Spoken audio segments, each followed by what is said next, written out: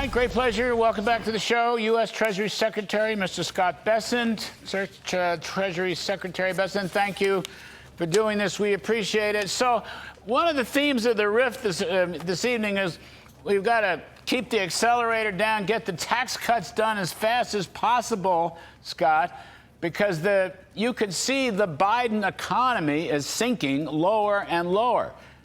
Trump is inheriting a Biden economic mess, a Biden inflation mess. I don't care if the New York Times says it's Donald Trump's fault. He's been in office a month. It is absolutely a hangover from Biden.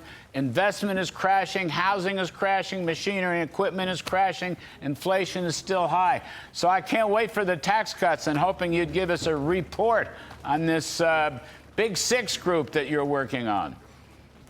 Good. Larry, good to see you. And I couldn't agree with you more. On so many fronts, the Biden administration ruined the economy over the past 4 years, whether it's this out-of-control government spending that pushed the private sector into near recession, the affordability crisis for the American people, the high levels of credit card debt for low-income consumers, and that, as I've said many times on your show, we're going to have to reprivatize the economy, and that's not going to happen on day one, but it is a process over the next few months. And as you rightly said, a big part of reprivatizing the economy is making the 2017 Tax Cuts and Jobs Act, renewing it, making it permanent, and then adding many of the programs that President Trump talked about on the campaign trail: no tax on tips, no tax on Social Security,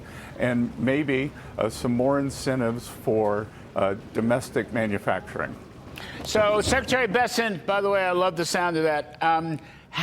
Which way is the wind blowing in this group? The House wasn't quite there with the so-called permanent tax cut. The Senate, at least some of the senators, seem to be there. I'm opting for a permanent tax cut. I would throw it all in and make it permanent, even score its own baseline as a current policy baseline. But you're in the driver's seat here for the administration. What do you think, and what do you think? Where do you think the House and Senate will come out? Well, Larry, the president put out on a truth message 2 days ago that he wants permanence, and I am in favor of current policy, which aligns much more with economic reality, accounting reality. So I think that we are going to be able to get there. I'm going to be spending a lot of time with House members, with Senate members, to talk about why we think that this is the best outcome for the American economy and for working Americans. And, Larry, I don't have to tell you that it's certainty, but we may have to bring you down here, bring in the big names like you to be able to explain this to some of the House members, to some of the American people. And my message to these House members is, I'm a deficit hawk, but we are not going to be able to do this all at once. We are left with a terrible situation: 6.7%, 6.9% deficits to GDP, and we're going to bring this down slowly, reprivatize the American economy, reinvigorate the regulated banking system and the private sector. Well, I'm happy to help out, as I think you know, and because I think it's good policy. I think it's good for the country. We can't keep growing at these subpar rates. We can't have a government-bloated economy, okay, which is so lopsided. We, as you say, reprivatize. We have to have a resurgence of free markets. I mean, just reading Jeff Bezos in the Washington Post, on the Washington Post today, he's gone free market. We need to have the whole country go back to free market. And Trump is a free market guy. He's a business guy. You're a successful business guy. The sooner we get there, the better off we're going to be. And that growth will cover, at least in the short run. I mean, I reckon, Scott, if you could get 3% growth in the next couple of years, let's just assume that for a second, that's worth, I don't know, several $1 trillion minimum, several $1 trillion to finance everything else that we need.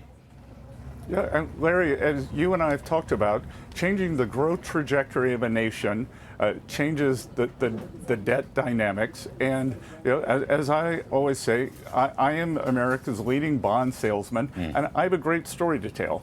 We're going to get this tax bill done, and that will increase growth. That we are committed to common sense in government. That the more efficiency, rooting out waste, fraud, and inefficiency. And so we're going to bring costs down, revenues up, and that's a fantastic growth scenario. So we'll make the tax cuts permanent, we'll bring energy costs down, and Larry, as you know better than anyone, one of the biggest costs on the American people the past few years have just been these out-of-control regulations that the previous administration put in. So in Trump's first term, the goal was to eliminate 3 regulations for every one that was added. I believe it worked out to 7 were cut for every one that was added. And the goal for this administration is to cut 10 regulations for every one that is added. And I think we can end up with a lot less friction cost, and that ends up in consumers' pockets. Secretary Bessent, you talked about being a bond salesman. So you've had pretty good luck so far, I'd say. In the last 4 or 5 weeks, bond prices have gone up on the 10-year, and yields have come down. I don't know, they've come down 50, 60, maybe 70 basis points. When we last spoke on the air in Washington, you made a lot of news by saying that you and I think the president like to look at the 10-year. You can see we have a full screen that shows how much it's come down. What do you think about that? How do you explain the drop in the 10-year? Well, Larry, I'd like to think that some of it's not luck. Some of it is policy, and it's the bond market starting to understand the power of what we are doing here in terms of cutting waste, fraud, and abuse in the government. If you think that the government equals spending minus taxes, that probably for the past 100 years, our side wanted to raise spending less, the other side wanted to raise spending a lot, and then their side wanted to raise taxes a lot. We wanted to cut taxes. But Larry, what if spending actually went down? And I think that's what the bond market's starting to sniff out. I was in the investment business for 35 years, and the bond market is really the ultimate voting machine.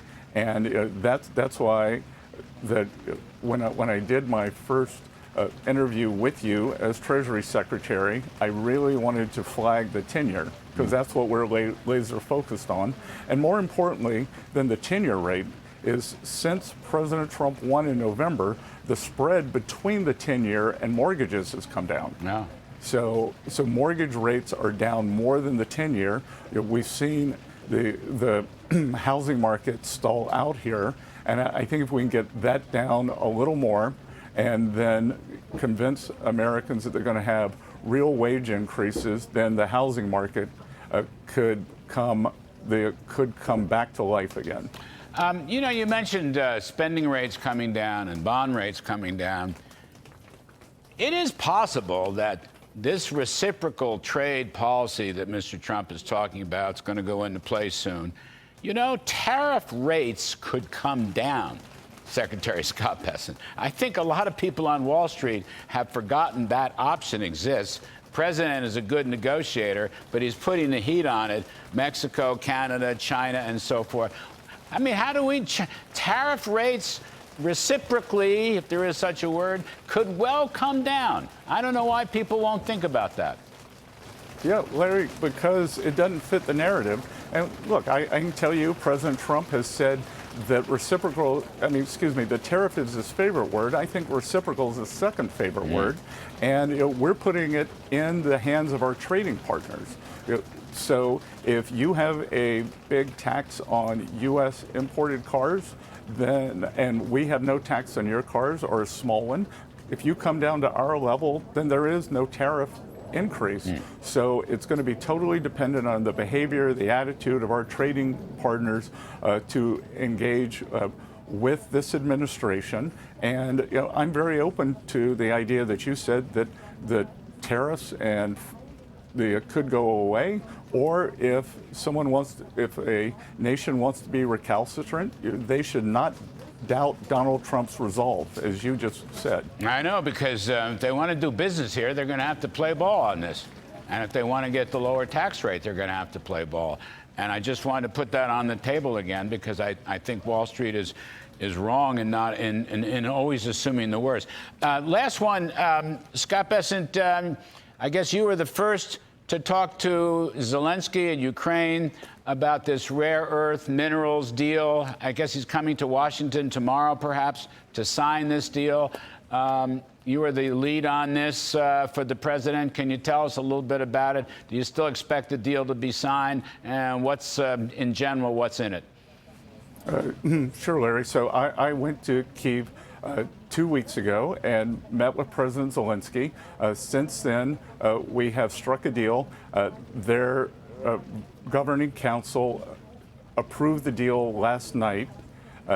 So I have an agreement from their economics minister. So the deal is done. President Zelensky is coming here to sign the deal tomorrow. So there is no more negotiation. There is nothing else. I'm sure President Zelensky and President Trump will have a wide-ranging discussion, but as far as the deal, it is complete, it is on paper, and the Ukrainian government has approved it. It is just awaiting the signature of the two heads of state tomorrow, and it is a deal on strategic minerals, oil and gas, and infrastructure assets. And it's really a win-win, because it brings the Ukrainian people and the American business community closer together. It shows the American people that there is upside here for them, that we have not squandered the money, because the American people are always concerned about overseas interventions, that there's a lot of corruption. So this deal takes out the possibility of any corruption using Americans' best practices. So I think it's very exciting. President Trump is going to be the first president ever to create assets for the American people rather than debt. Well, terrific stuff. Anyway, congratulations on that. Secretary Scott Bessent, thank you for joining us. We always appreciate it very much.